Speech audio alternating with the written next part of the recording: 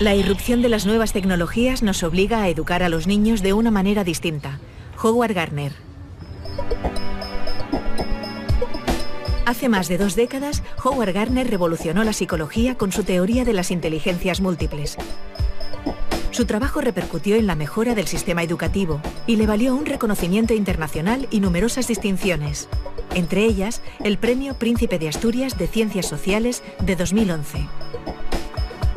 En ocasión de la entrega de este galardón, Punset y Gardner protagonizaron un coloquio en Avilés y conversaron sobre las inteligencias múltiples, las nuevas tecnologías y el surgimiento de una manera nueva y personalizada de educar a los niños.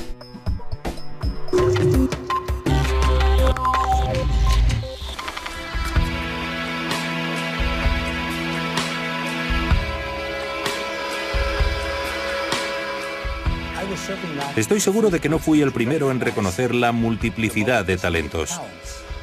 Pero creo que hay 2 cuestiones que distinguen mi trabajo. La primera es que yo contaba con una serie de criterios por los que se podía juzgar si algo merecía ser considerado una inteligencia. Y la segunda es que usaba la palabra inteligencia en lugar de talento.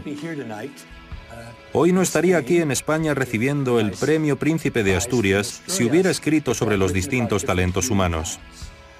Lo que hice fue tomar la palabra inteligencia, que era propiedad de la gente del coeficiente intelectual, y dije: la música es un talento y las matemáticas son inteligencia, pero ¿por qué debemos llamar inteligentes a las personas buenas con los números y solo talentosos a aquellos que dominan el tono, la armonía, el timbre?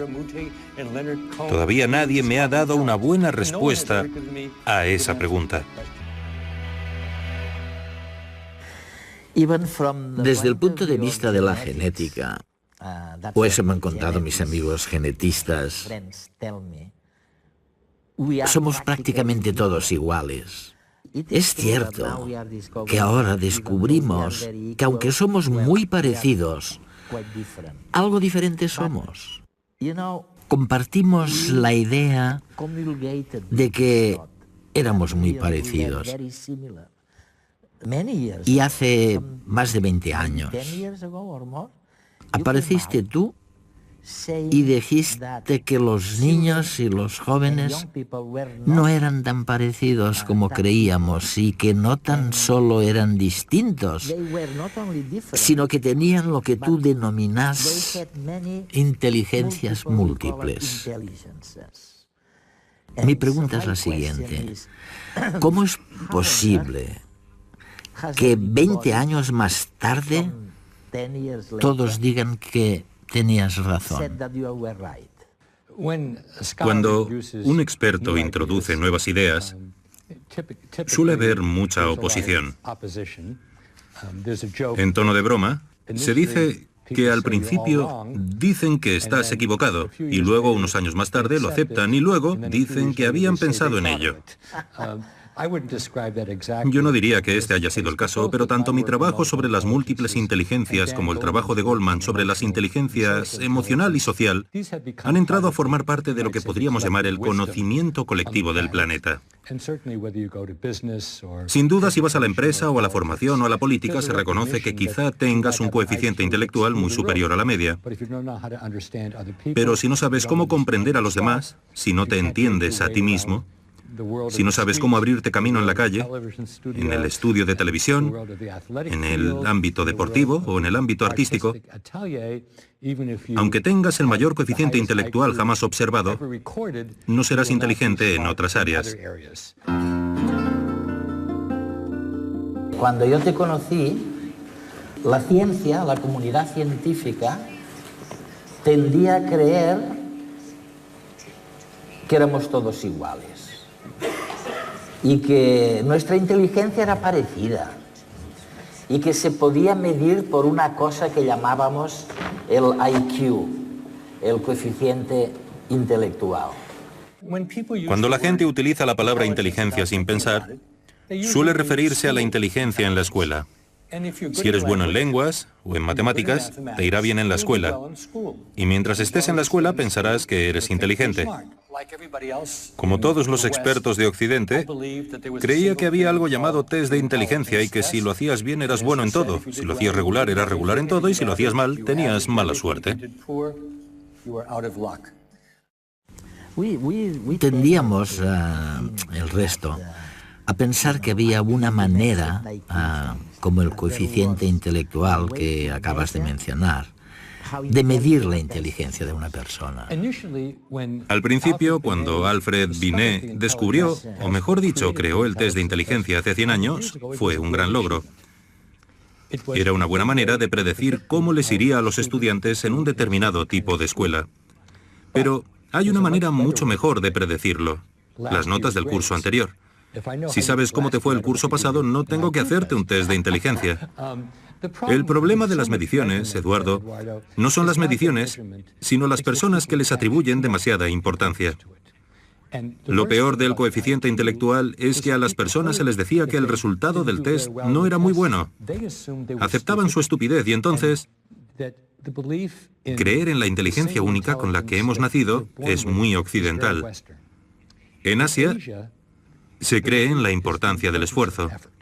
Siempre digo lo mismo: debes elegir bien a tus abuelos y trabajar mucho. Por desgracia, no puedes elegir tus abuelos, no tienes elección. Así pues, lo realmente importante es en qué decidimos trabajar y cuánto nos aplicamos a una tarea, la calidad de la enseñanza y los recursos de los que disponemos.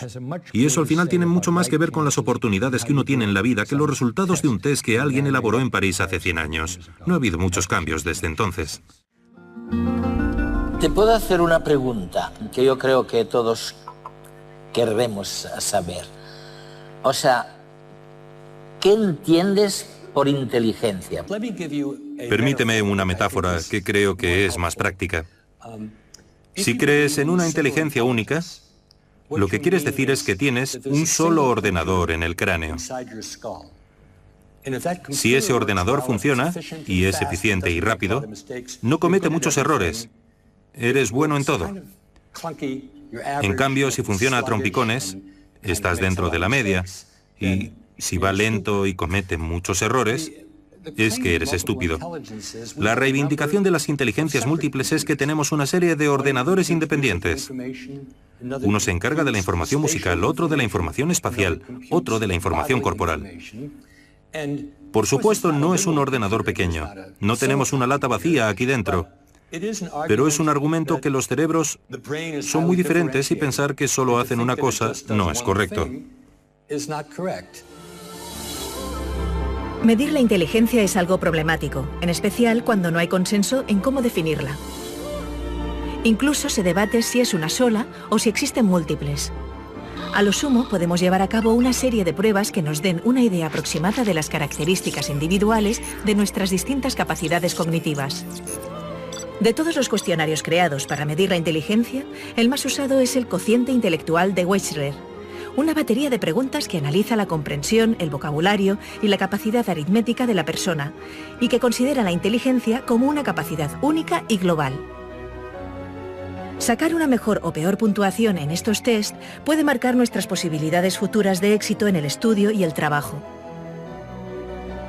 Los críticos con este tipo de test han señalado que sus resultados varían en función de lo concentrados que estén los alumnos o incluso de su nivel de formación académica. Ahora, un estudio reciente de la Universidad de Londres, dirigido por Kathy Prices, muestra que, de hecho, el cociente intelectual no se mantiene constante durante la adolescencia, sino que aumenta o disminuye conforme lo hace el volumen de materia gris en esa época. Es decir, entre los 12 y 20 años, cuando el cerebro está aún en desarrollo. Estos cambios en la estructura del córtex cerebral, visibles por resonancia magnética, demuestran la importancia que la plasticidad neuronal puede tener en nuestra vida y comportamiento. En este estudio se compararon las variaciones de las inteligencias verbal y motora con la estructura de las zonas cerebrales correspondientes. Cuando el córtex aumenta en las zonas motoras y decrece en las verbales, el estudiante muestra una mayor destreza motora y una menor verbal. Sin embargo, estos resultados no son constantes y pueden variar pasados unos años, llegando incluso a invertirse. Como señalan los autores del estudio, este descubrimiento debería estimular la mejora del rendimiento intelectual en los que lo necesitan y servir de recordatorio a los más adelantados de que nada es permanente y es necesario seguir estudiando.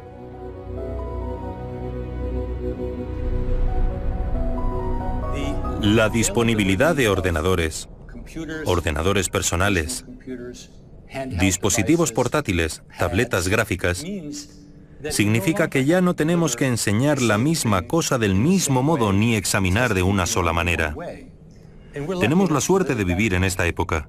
Quienes parece que no lo entienden son los ministros de Educación. Lo que encuentro fascinante es que 20 años más tarde o más, desde el momento en que hablaste por primera vez este tema, puedes hacer algo que hace 20 años parecía imposible. Se trata de la formación personalizada. Puesto que todos somos distintos, hay que dar una formación distinta a cada uno. Y ahora, gracias a la revolución digital, eso es posible. Es verdad. Estamos solo al principio, pero el software y el hardware son cada vez más versátiles. Y si quieres aprender algo, ya sea a esquiar, o a vender, cálculo, o genómica, no hay ningún motivo por el que todos tengan que aprender de la misma manera. Sería una estupidez. Cuanto más versátil sea el software, y cuanto mejor guía sea el maestro para decir, ¿por qué no aprendes de esta manera? O dime cómo te gusta aprender. Cuéntame que has aprendido de una manera que te resultaba cómoda. Y cuanto más me repitan lo mismo, más personas recibirán formación. Así que la cuestión es descubrir cómo aprende una persona, descubrir sus pasiones, que son muy importantes, y utilizar todos los recursos humanos y tecnológicos que nos sirvan de ayuda.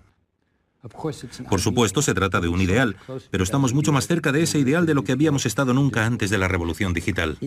Es fascinante porque sugieres, corrígeme si me equivoco, que no solo las personas son diferentes, no solo los estudiantes son distintos y hace falta una formación personalizada, sino que la formación es también diferente. Es decir, los maestros deben cambiar, porque, como acabas de decir, una materia concreta no se enseña de una manera determinada. Puede enseñarse de diferentes maneras. Sí, creo, Eduardo, que cada vez más los maestros se convertirán en guías. Guías.